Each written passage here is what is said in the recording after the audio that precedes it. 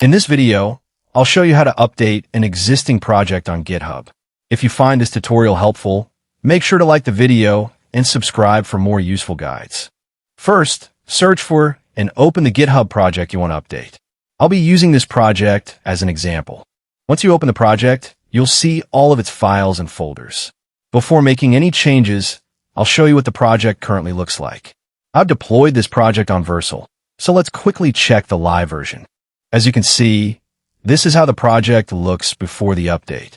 Now let's make some changes. Go back to your GitHub repository and open the file you want to update. On the right side, you'll see a pencil icon. Click on it to edit the file. Now, replace the existing code with your updated code. Once you've made the changes, click Commit Changes in the top right corner. Enter a short commit message describing your update, then confirm the commit. GitHub will now save the changes to your repository. If your project is connected to Vercel, the new changes will automatically trigger a fresh deployment. Now, let's go back to the Vercel deployment and refresh the page. As you can see, the updated version of the project is now live. And that's how you can quickly update an existing project on GitHub and deploy the changes using Vercel.